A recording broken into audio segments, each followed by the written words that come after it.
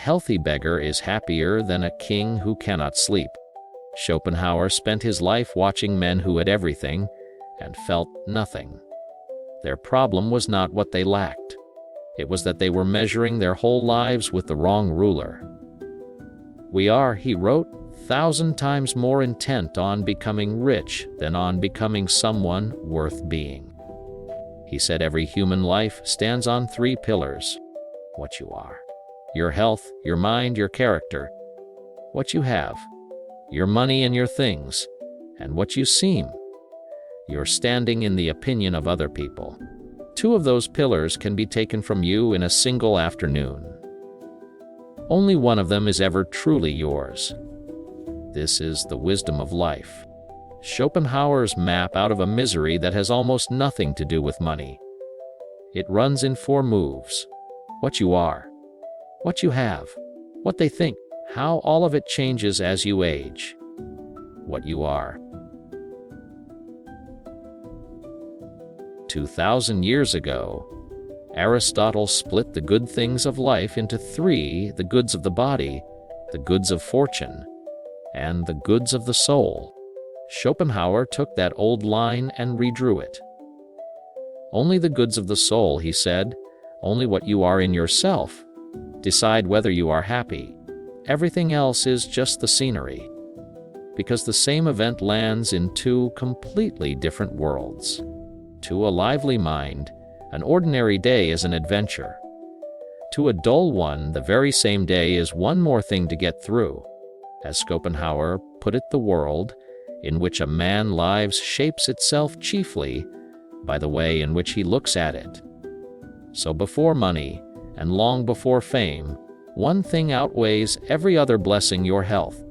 A sick king would trade his whole crown for the body of a healthy beggar. Close behind it, cheerfulness. When it comes knocking at your door, Schopenhauer says, throw that door wide open. It is never the wrong hour to be happy. 2 enemies guard every human life: pain and boredom. And we swing between them like a pendulum. Too little and life is pain. The struggle for bread, the achy of not having enough.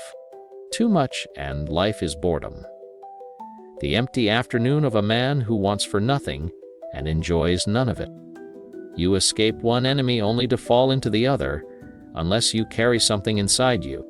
The richer the mind, the less room is left for boredom. A man with a full inner world is never quite bored and never quite alone.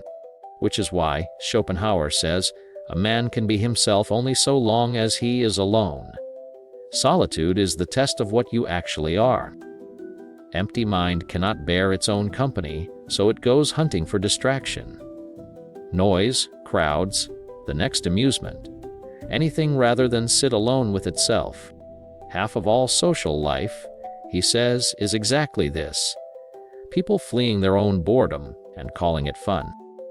Strip away the money, the titles, the noise, and what you are is all you are left holding.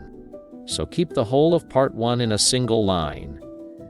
The 2 foes of human happiness are pain and boredom, and both of them are beaten from the inside.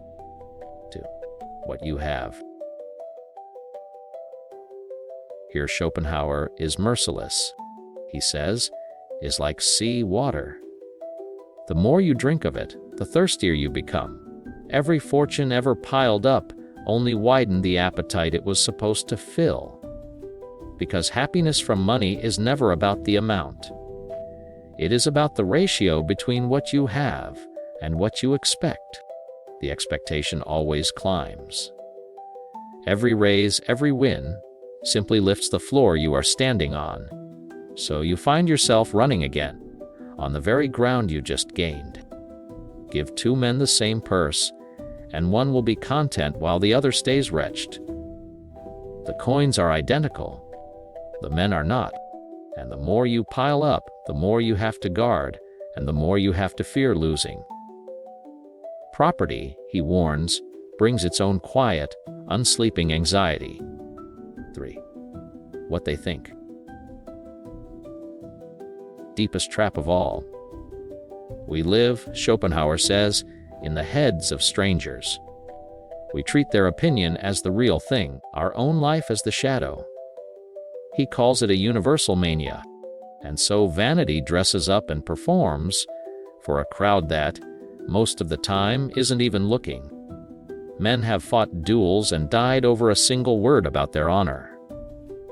One word, from people whose thoughts, he reminds us, are usually shallow and unkind. Fame is the one coin that outlives the man who earns it. Look closer, and almost no one who spends a life chasing it ever collects it. It arrives, if it comes at all, long after you have stopped caring. There is one distinction worth keeping here: is quiet. It rests on what you already know you are. Vanity is loud. It begs the crowd to tell you what you are. Quiet the begging, and half of your unhappiness leaves with it. The Ages of Life. Schopenhauer noticed that the same life looks like a different thing, depending on where you stand inside it. To the young, life is a curtain not yet raised, glowing with promise behind it. Best is always just ahead, just over the next hill. And youth spends its years chasing a horizon that keeps stepping back. Age draws that same curtain back, and finally sees the bare stage as it is. Not bitter, just clear. First we long for what lies ahead of us. Then we fear losing what we hold. And at the very end, if we have grown wise, we rest. He folds a whole lifetime into one image. The first 40 years of life, he writes, give us the text.